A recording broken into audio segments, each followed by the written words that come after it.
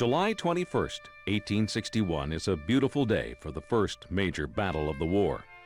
Union soldiers, their uniforms clean and pressed, march on Bull Run Creek under General McDowell. They are 37,000 strong. Martial music plays and Union banners flap in the wind.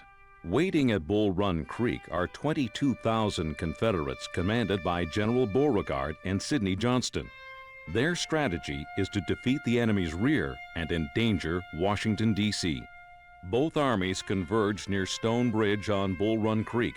A small contingent of Northerners block the southern advance of the bridge. It is up to Southern forces to break through this blockade and continue their assault against the enemy.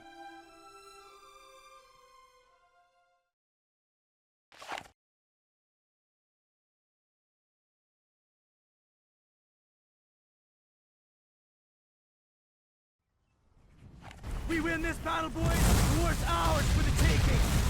These Northern boys will turn and run. You'll see. Here they come. Let's move, men. Forward!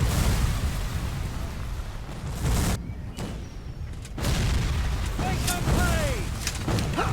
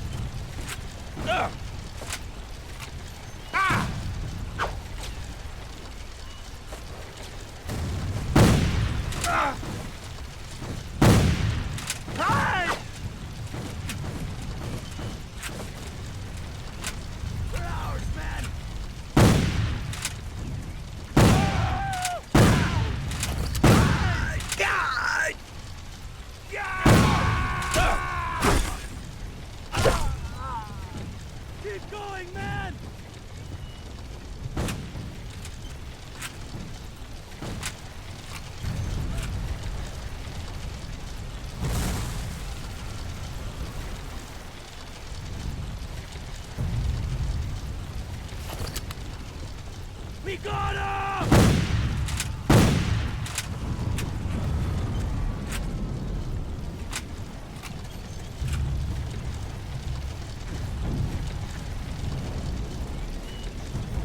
They're on the run!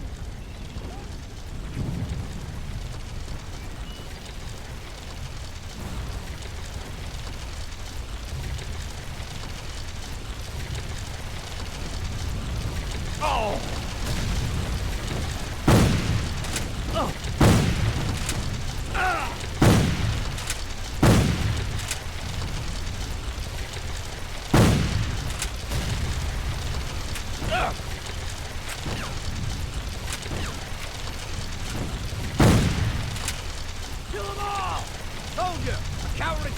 occur down the road, right through the Union center.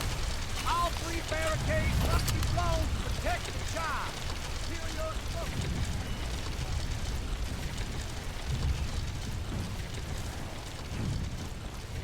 Make them pay!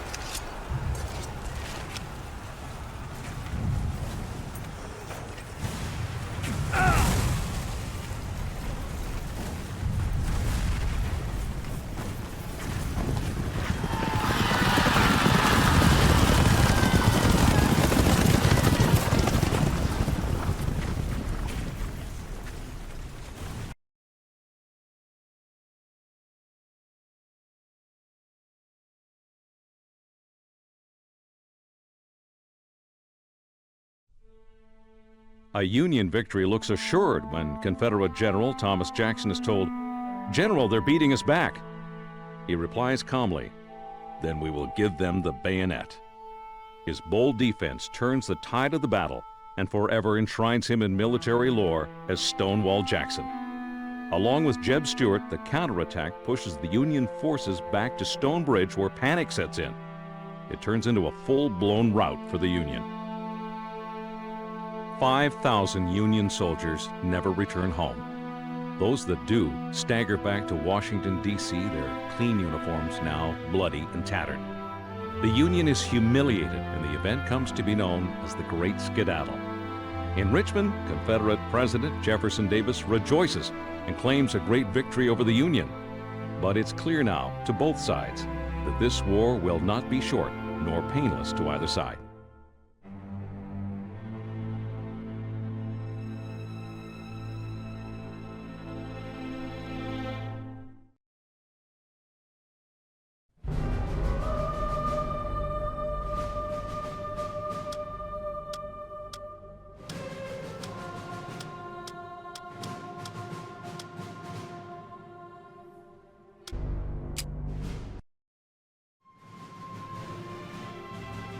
Spring of 1862. General McClellan refuses to fight with his enormous Army of the Potomac. But General Ulysses S. Grant is anything but timid. He camps on the west side of the Tennessee River at Pittsburg Landing. Across from him, Sidney Johnston masses his troops in Corinth and plans a surprise attack. Grant's large encampment, 42 kilometers in size, is not properly defended.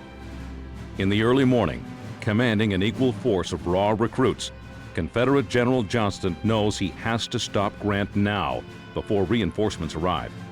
But before the battle is about to begin, a small group of soldiers is about to infiltrate the enemy's positions.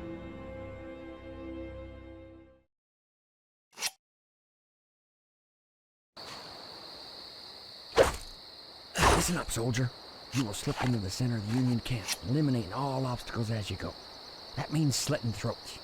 You will steal into the general's tent and procure strategic documents. You clear? You will then sabotage their survey balloon, and on your way out, destroy the enemy's ammo depot. You will avoid all lighted areas. A platoon of men should be doing this. They're all I've got. Now don't let me down, son.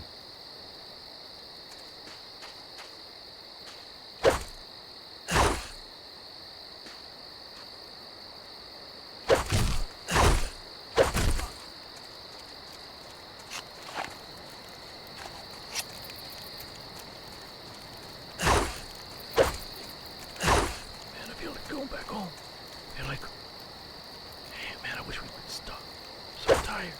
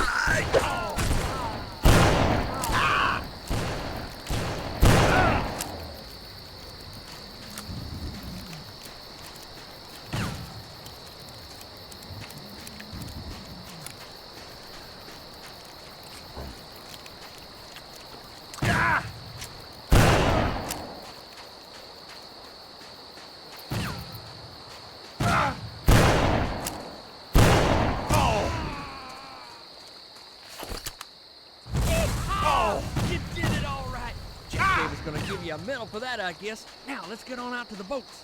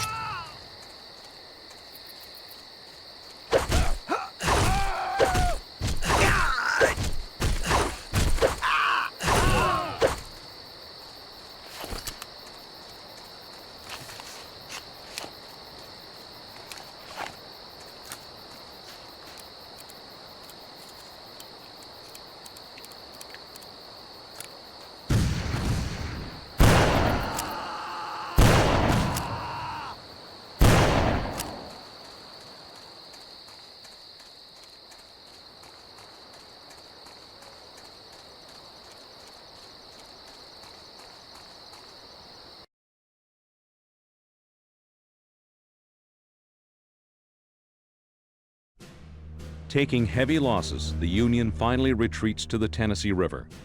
They hold that position as a dozen massive assaults are launched and 62 cannons blaze away.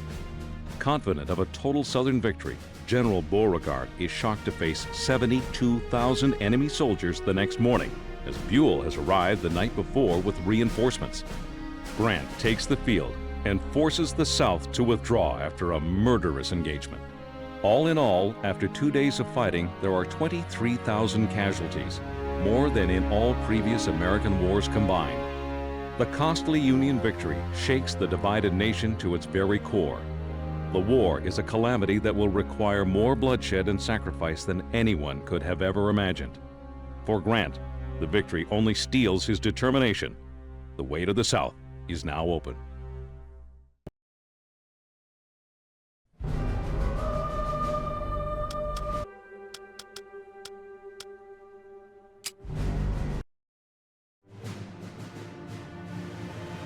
In the late summer of 1862, General Lee invades the North, hoping to deliver a fatal blow to the Union. Lincoln sends General McClellan to stop Lee in his tracks at Sharpsburg, Maryland. Even though McClellan captures Lee's dispatches, exposing his entire battle plan, the overly cautious Northern general still will not act for 2 days. This gives Lee more and more confidence. The North achieves a temporary advantage at Bloody Lane, where Confederate soldiers are trapped in a sunken road and slaughtered.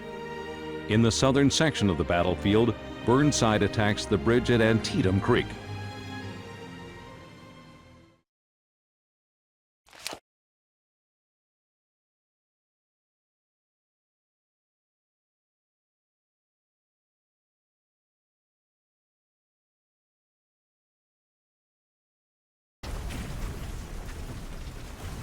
They've crossed the bridge, men. We're gonna stop them before they reach our cannons. Anything that moves is fair game. We said our prayers, so let's go.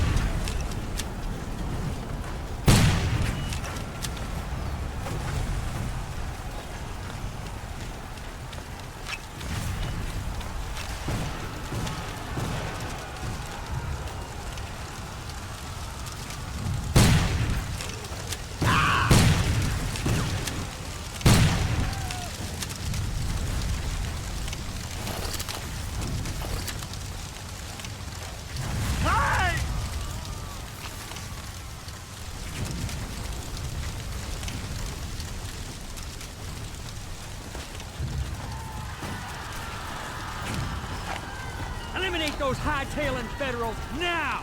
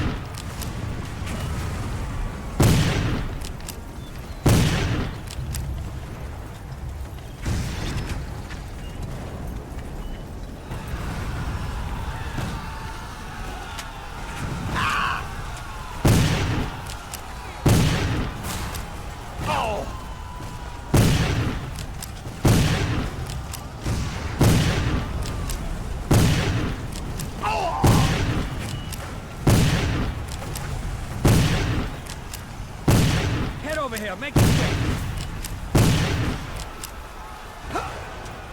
The sneaky bastards have infiltrated the woods, trying to attack our artillery from the rear. Protect them, soldier, at all costs!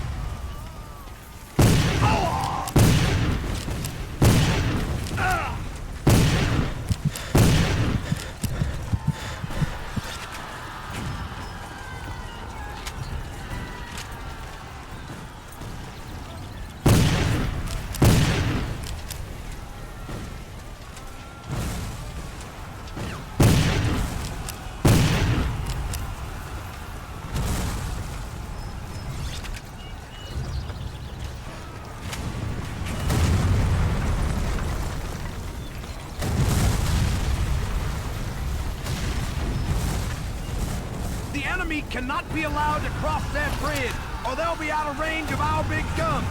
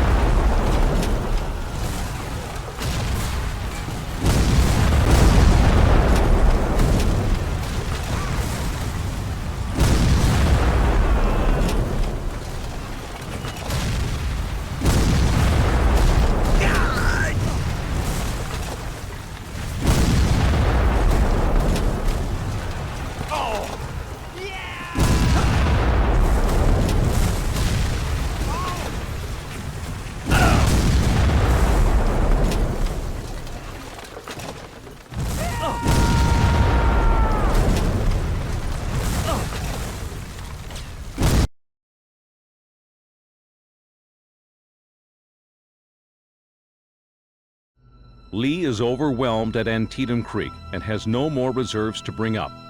It looks like his army will be destroyed when at the last minute General Ambrose Hill arrives with reinforcements and beats back the northern advance. The next day, Lee expects an all-out attack and certain destruction, but no attack comes.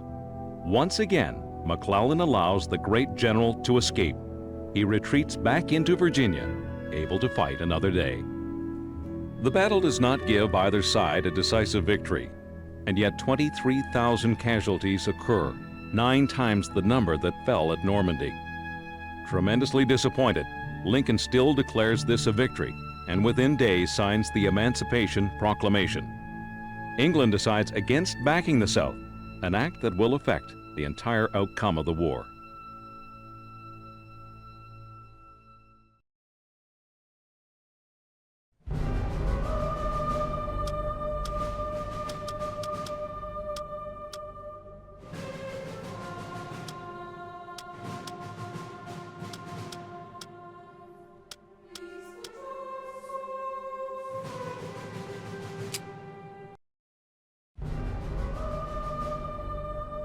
One of the Union's brightest stars, General Hooker has a good plan to feint an attack on Lee at Fredericksburg, then march up the Rappahannock, cross the river, and attack Lee's rear.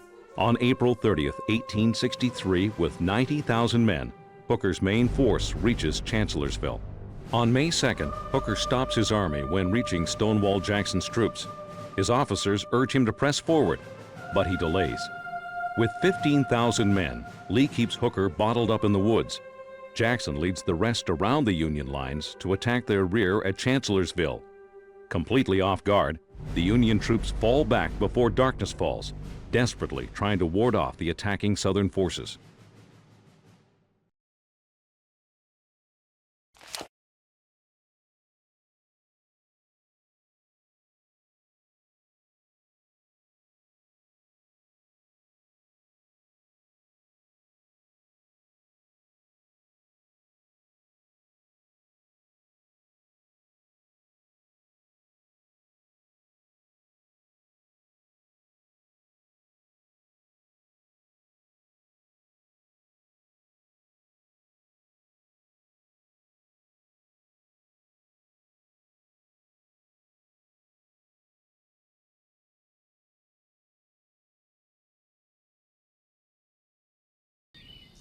Move closer, soldier. Your job is to take out those signal towers yonder. Shoot any snipers or guards on the way. Understood? You do that, and there's a bigger prize. The ammo depot at the end of the camp. I'm counting on you, boy.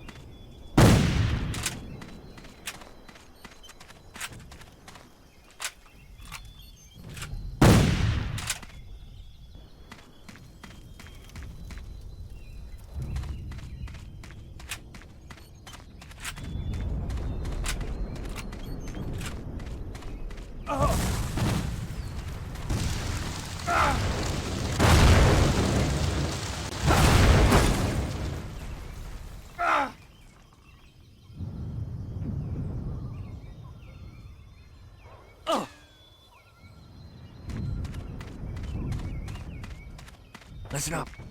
I don't got long. There's an ammo depot just beyond them trees. Best thing is to hit it from the other side. You set fire to them trees and blow it up. I don't mind me. I'm going to a good place. Now get!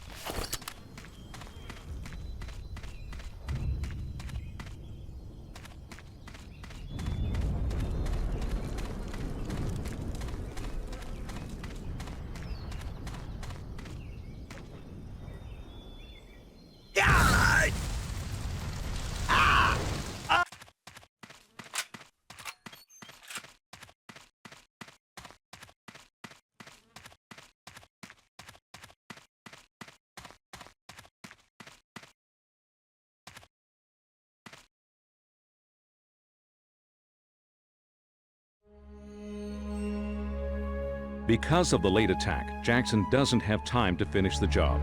He rides after the retreating Yankees, considering a night assault. When he returns, confused Confederate sentries mistake him for the enemy. 2 of Jackson's aides are killed, and he's shot twice in the arm. The limb has to be amputated. The next day, Hooker orders a retreat, and the Union Army crosses back over the Rappahannock. The defeat is total. Hooker loses 17,000 men. It's Lee's costliest victory to date. He loses 13,000 men, including his best general. On May 10, 1863, Stonewall Jackson takes a turn for the worst and dies of pneumonia.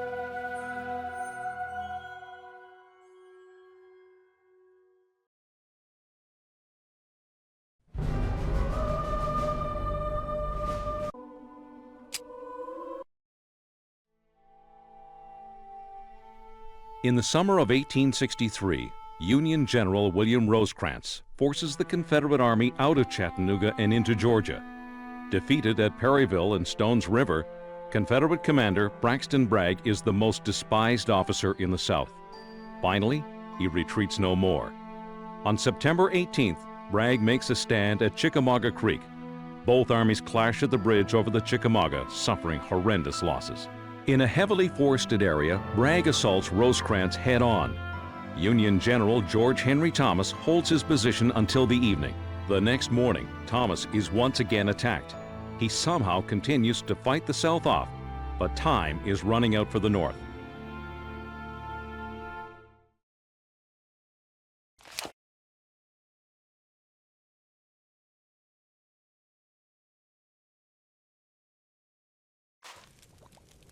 These men are under your command, soldier.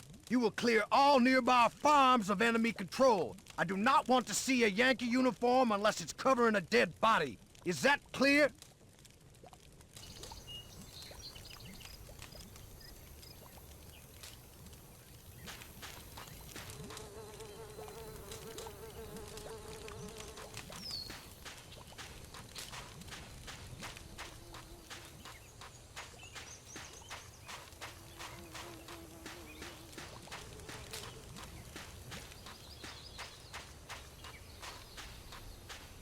Send them back home, soldiers!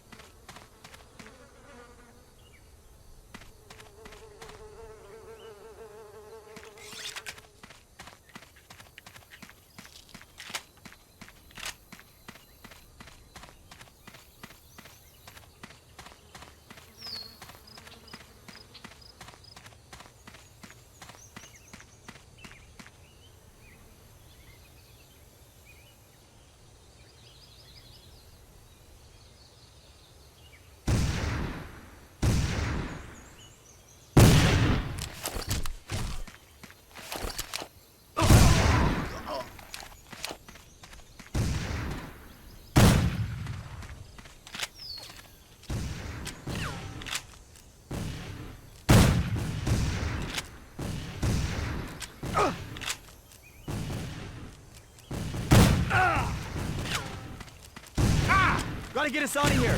Use the explosives for the wagon.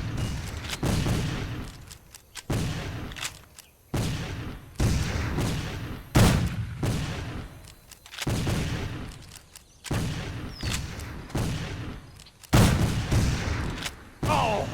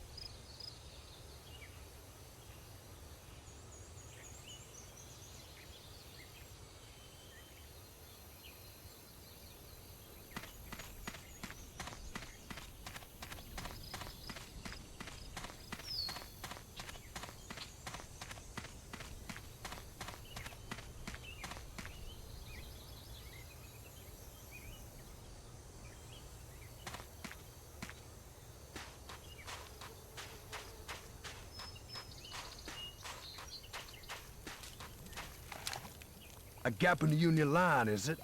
Very well. We'll take full advantage. Bring me a courier. Soldiers, prepare for an assault. You've done well, soldier. The battle may well turn at your initiative.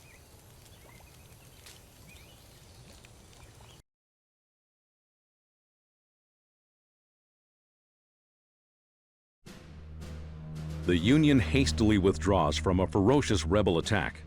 Fortunately, General Henry Thomas commands the remnants of 7 divisions of the Army of the Cumberland. He repulses assault after assault, barely averting a complete rout of the Union. He later is lionized as the Rock of Chickamauga for the heroics he shows that day. It turns out to be the 2 bloodiest days of the war. The Yankees lose over 16,000 men, and the South over 20,000. Licking their wounds, the North withdraws to Chattanooga. Humiliated by the loss, Lincoln replaces Rosecrans with Grant. It turns out to be his best decision of the war.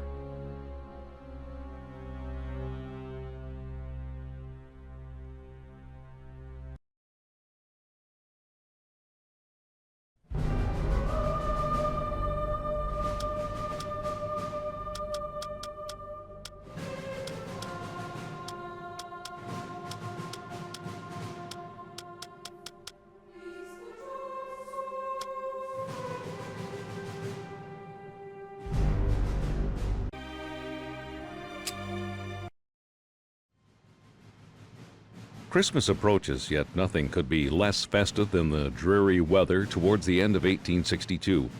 Displeased with the inactivity of McClellan, Lincoln directs Union General Burnside to go on the offensive and attack Richmond.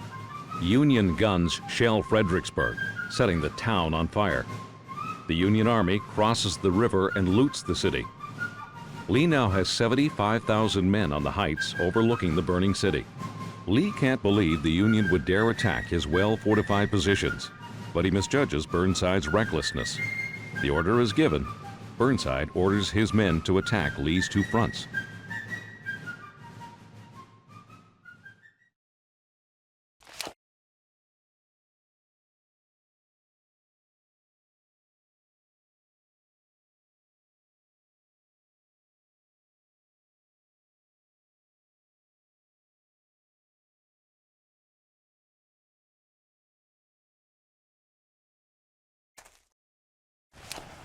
We hold that bridge, soldiers, or we won't be going home for Christmas. We'll be planted here till Judgment Day. When can we get this started? Everyone back home is counting on us. Now move! The Rebs have their reinforcements. We got no... Follow me or die where you stand. Don't forget me. You can still fight. Move!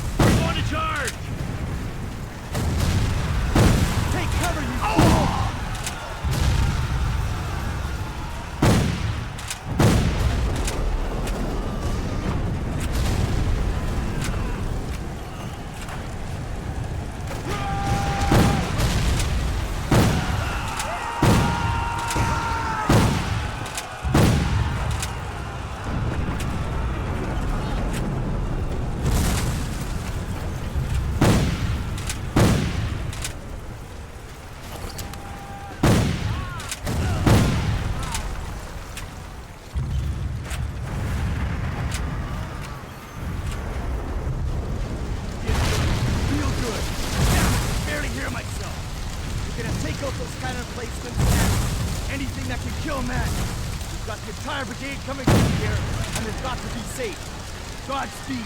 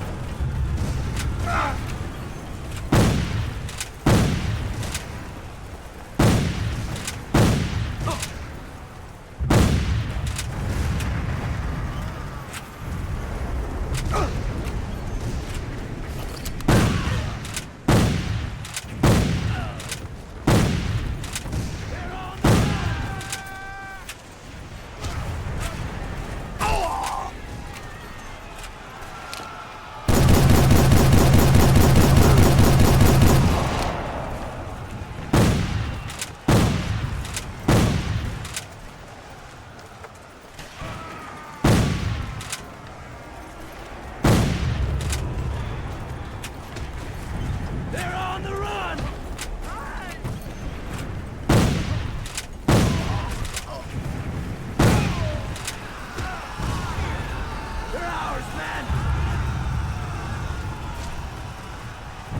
Victory, men!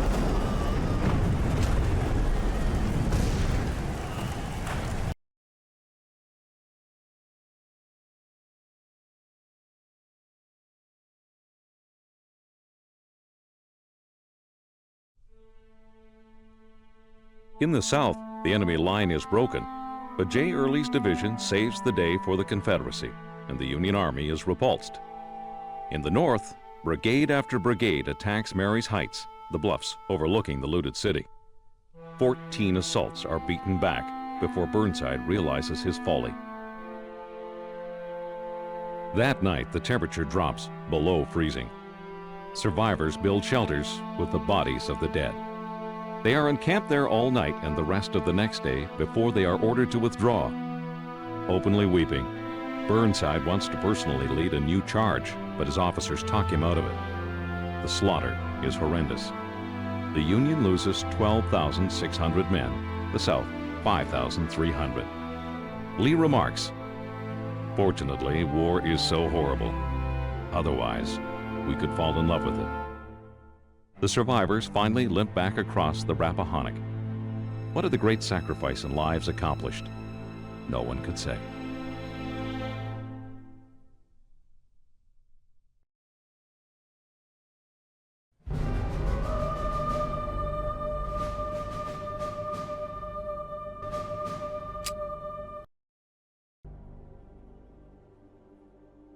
July 1863.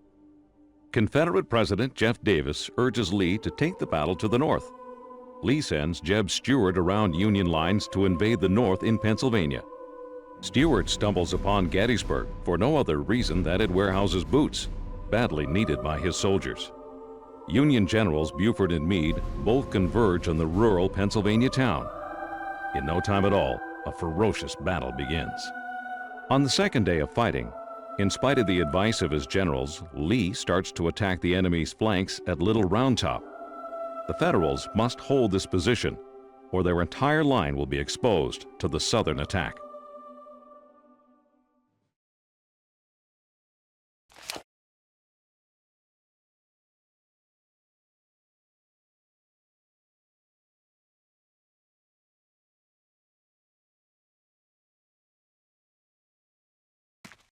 Soldier, a sizable line of Rebs is coming down on us fast. Use your sniper rifle to pick them off. It's the only chance we got.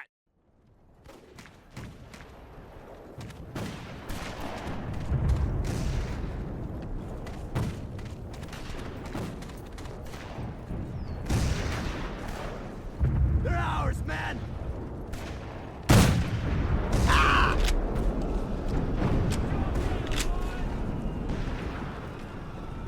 Follow me to glory!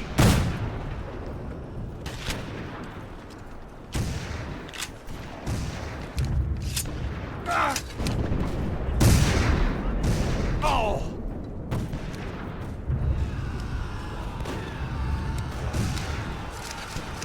Follow me to glory!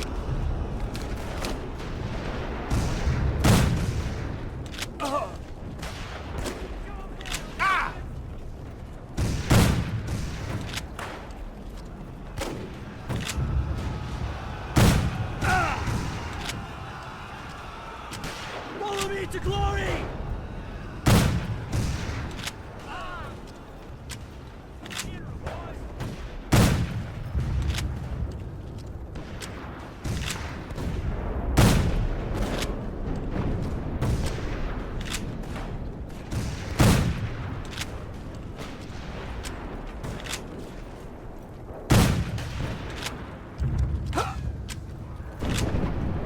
Victory, man!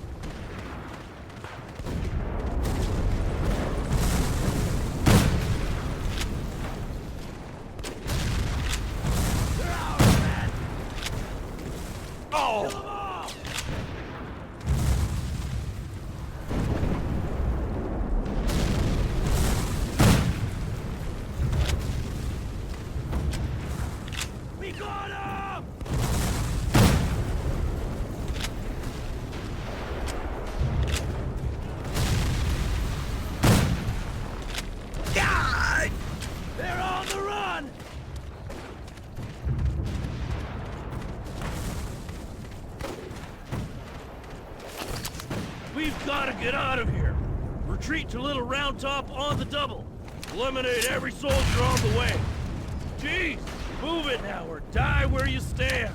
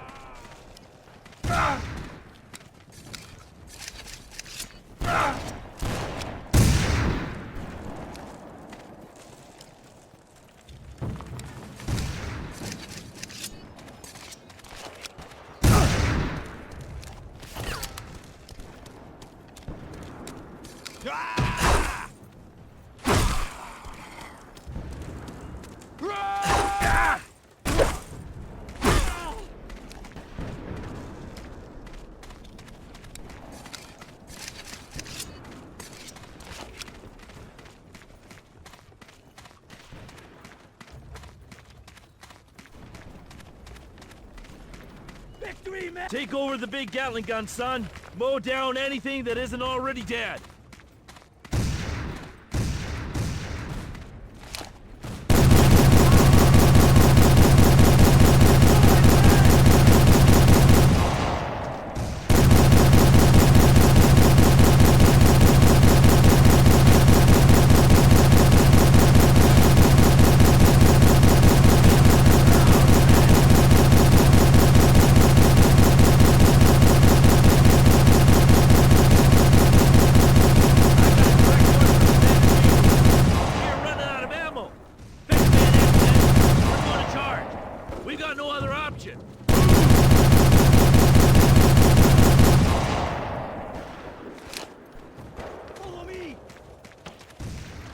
Kill them all! No mercy!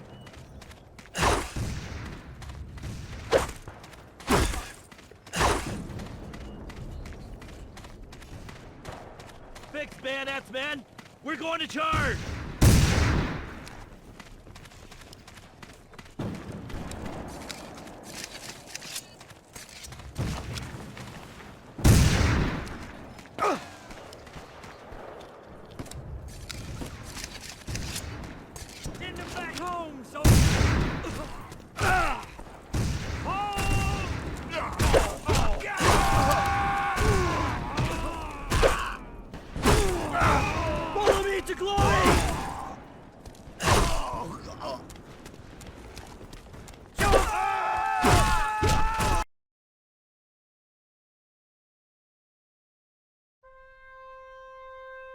The third day of battle is no less fateful. Sensing victory, Lee orders General George Pickett to charge an open field, where behind a stone wall the Union Army holds Cemetery Ridge. At 2 p.m., Pickett begins his charge with 13,000 men. Red flags wave and bayonets shine in the July sun. It's an unimaginable slaughter. Single cannon blasts from the Union side kill a dozen packed-together bodies at once. The Confederates reach the stone wall at one place only. They are all captured or killed. Taking full responsibility for the disastrous charge, Lee will never again attempt to invade the North. 6,500 Confederates die or are taken prisoner. All in all, 51,000 men on both sides are killed during 3 days of warfare. Despite Lincoln's urgent pleas, Meade refuses to attack the retreating army. His own troops are too exhausted. No one knows it yet, but it's the beginning of the end for the Confederacy.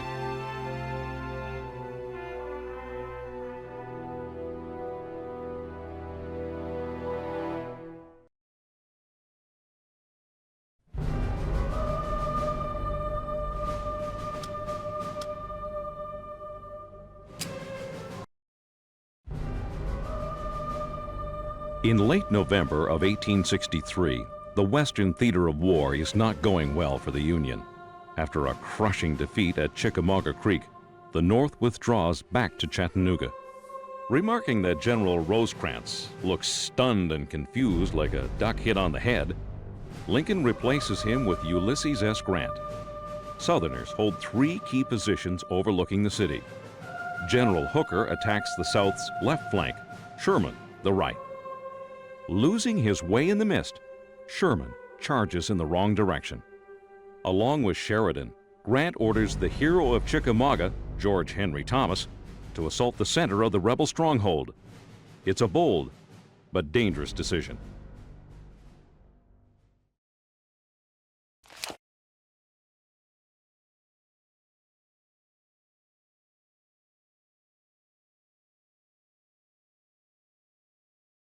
Thought about skedaddling. You don't think I ain't? But I got nowhere to go. My brother was killed in a bull run, and the woman passed right afterwards. This is all I...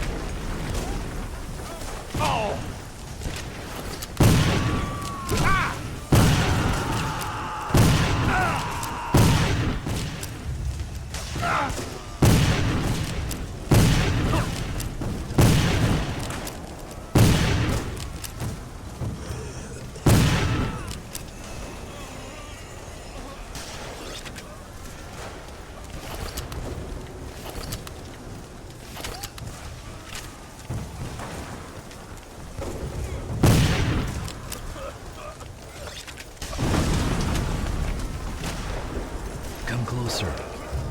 There's a weak spot. Enemy lines. Take the news to the commander north of here. Tell him to attack and breach their lines. I wish I could be there with you, son.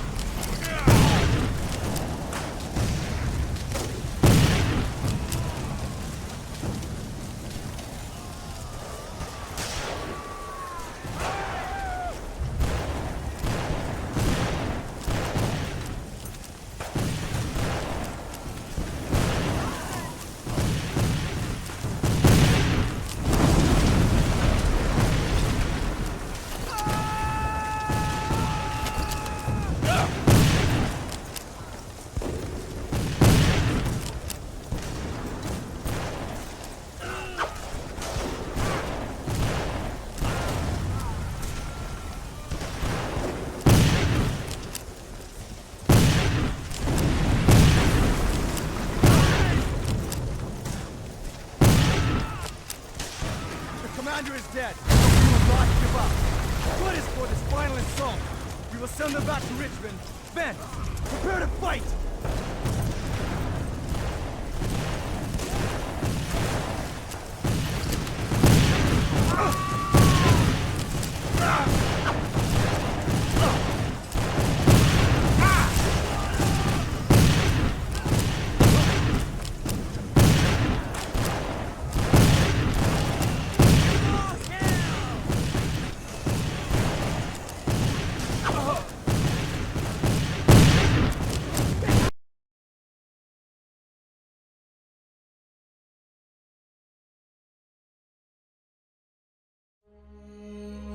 After capturing Lookout Mountain, General Phil Sheridan of the Union is so emboldened that he attacks the South's next stronghold, Missionary Ridge, without direct orders to do so.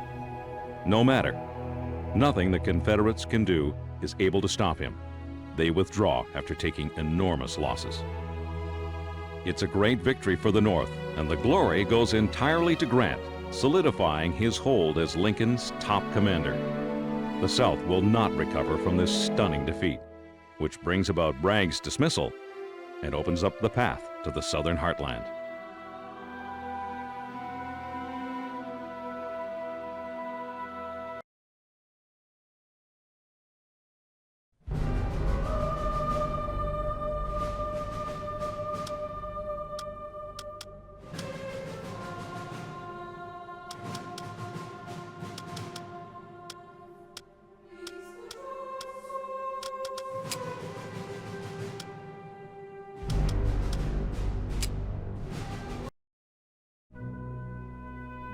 At the north of the Cape Fear River, the Confederacy in the early days of the war took control of a spit of land in North Carolina. Fort Fisher keeps Union ships at a distance, allowing blockade runners to smuggle in provisions for the South. The entire survival of the Confederacy is dependent on its massive guns. On January 12, 1865, the Union makes its second all-out assault on the fort. For 2.5 days, the Federal Armada bombards Fort Fisher relentlessly by both sea and land. After the massive bombardment, more than 3,300 infantry and Marines assault the stronghold on two sides.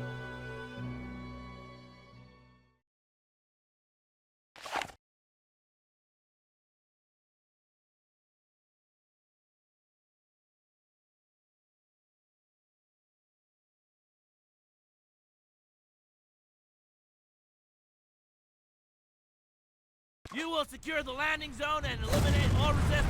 I want every one of you to meet me there. Wait at the wall breach for further orders. Forward!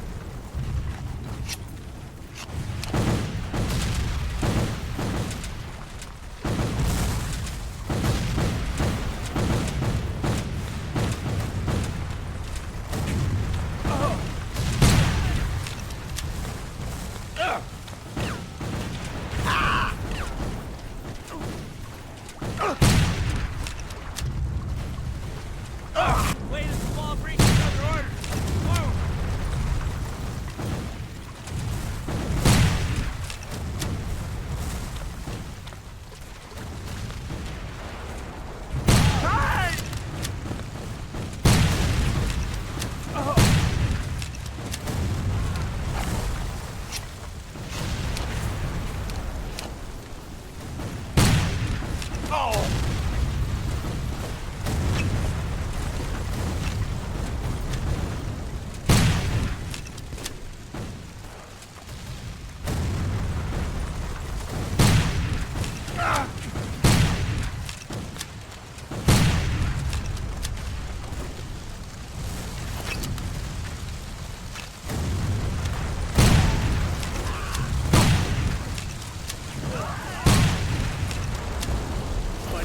nothing but safe to draw enemy fire. The real assault is coming from the swamps. You go along the main defense wall. Come on.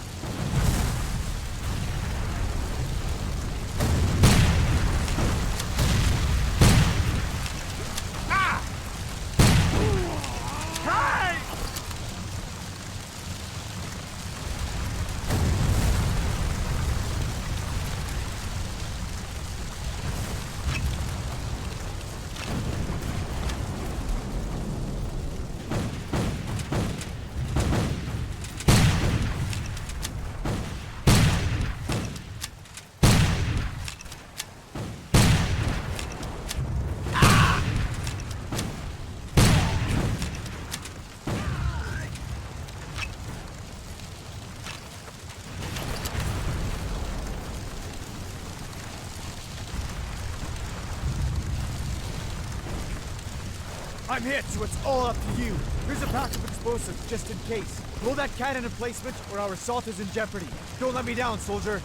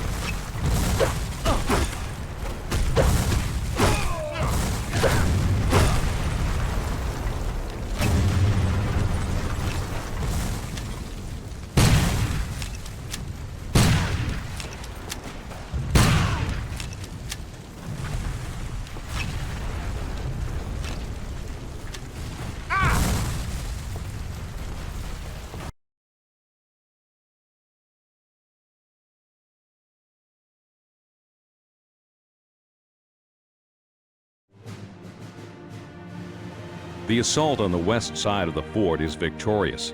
After several hours of horrendous hand-to-hand combat, the rebels call it quits, with only a small contingent retreating to Fort Buchanan. It doesn't take long for them to surrender as well. Wilmington, North Carolina is taken within weeks. Once supplies to the Confederacy are cut, the end is in sight for the Confederacy.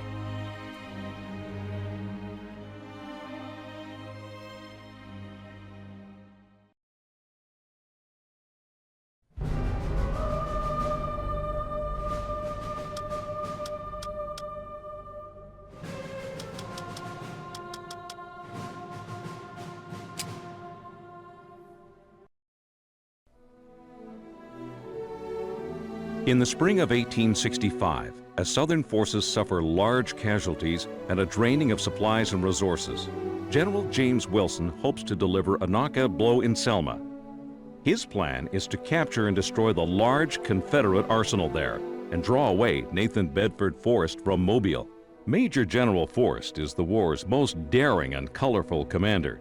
No man is more feared by the North, except perhaps Robert E. Lee himself. Forrest gathers his forces to defend Selma. On April 1st, Wilson's advance guard meets Forrest's forward line at Ebenezer Church on the crossroads before the city. An intense standoff takes place at the outer works of the city.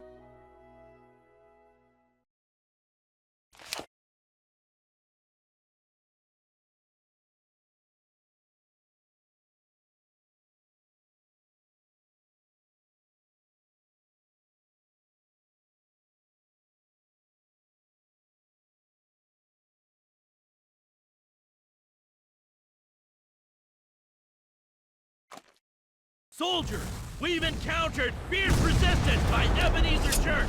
You will eliminate that threat at once!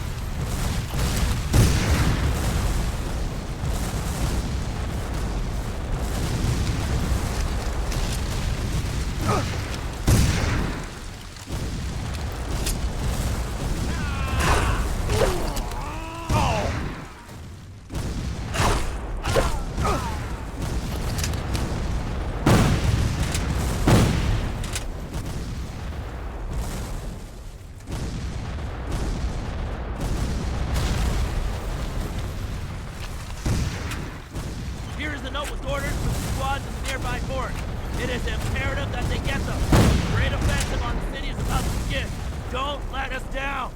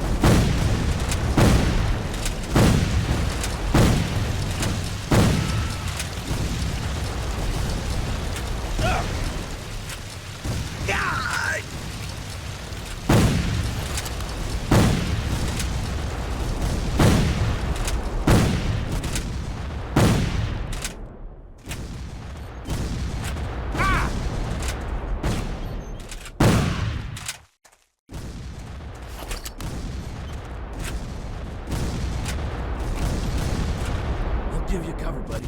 We gotta move through them trees and meet up with the commander. Don't worry none about it. We just...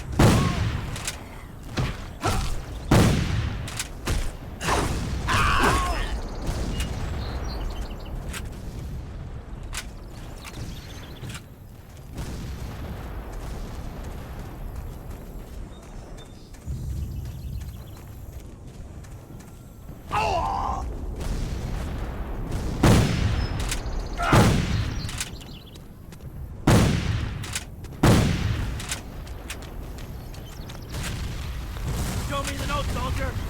The assault is about to begin? Very well. My men should already be in the city doing their work. That's it! Prepare yourselves, men! We have destroyed their warehouses. This means no ammo or weapons anymore. Victory's ours! Attack!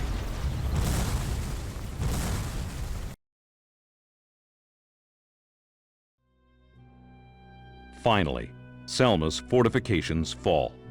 General Wilson himself leads a mounted charge forward. After a day of vicious combat, Selma is in the hands of the Union. In the darkness, the Confederates flee. Badly wounded, General Forrest barely escapes by swimming across the Alabama River. Even Nathan Forrest cannot stop the inevitable. With their main manufacturing centers of Atlanta now captured and Richmond in its last throes, Confederate soldiers worry more about feeding themselves than making war.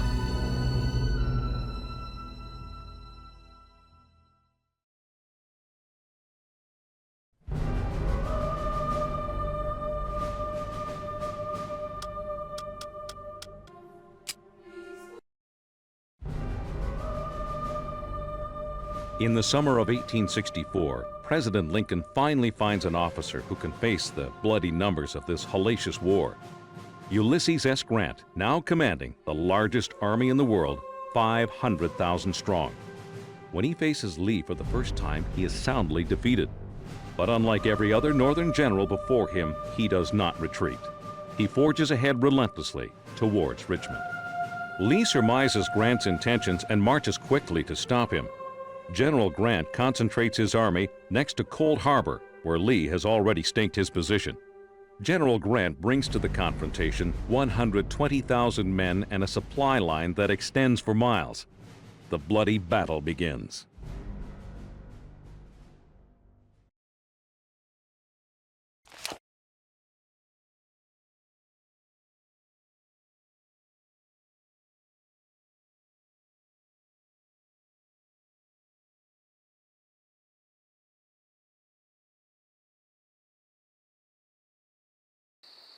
Don't just sit there. I got word we're on the move.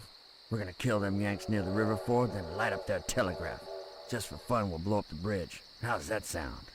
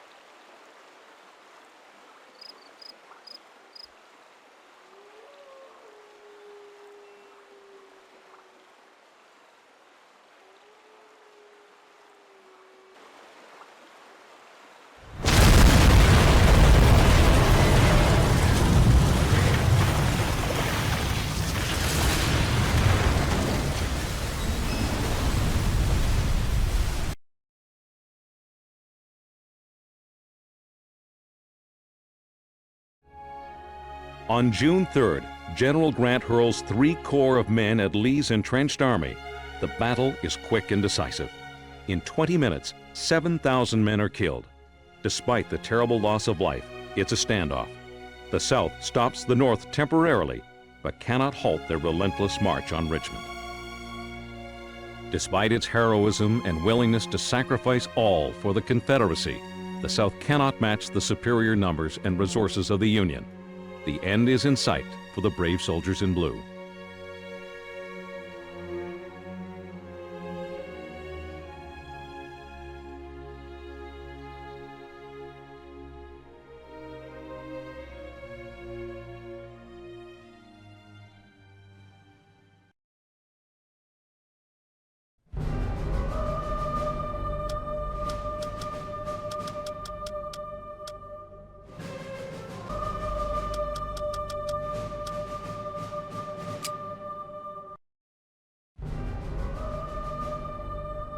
A city on the south side of the Appomattox River, Petersburg is the South's last stronghold between Grant's army and Richmond, the capital of the Confederacy. In June of 1864, the Federals attack. Lee knows he cannot ultimately win, but has no choice but to defend the city. A long siege begins. Union forces lay siege for 9 long months. The Confederates build massive entrenchments to beat off the superior Northern forces. On April 2, 1865, Federals make a breakthrough into the city.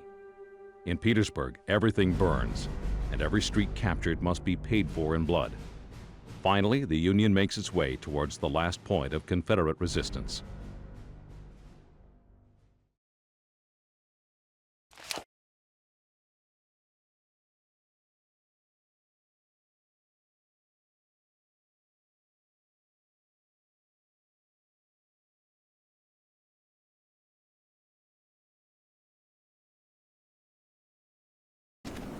I want this entire area cleared of all hostile forces. Follow me to glory!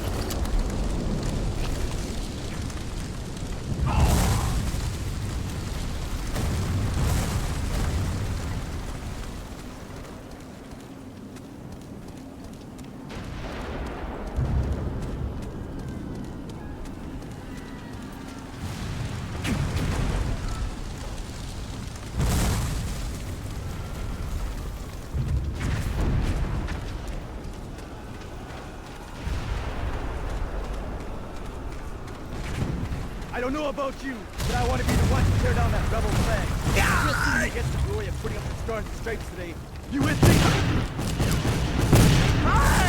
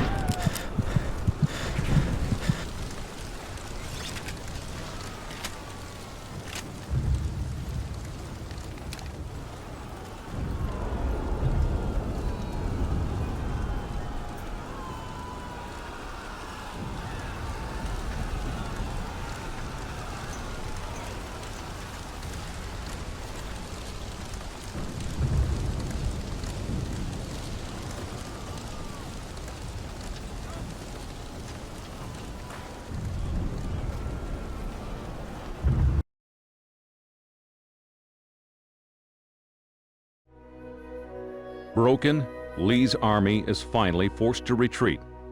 President Davis is in church when he receives a message from Lee that he can no longer hold Petersburg. Richmond must be evacuated. This terrible war that divided neighbor from neighbor and tore families apart is close to its bloody end. After losing well over 100,000 men in this battle alone, Grant has done what no other Northern general has achieved. From now on, the country is finally able to look towards the future and begin the great healing process that will unite the nation once again.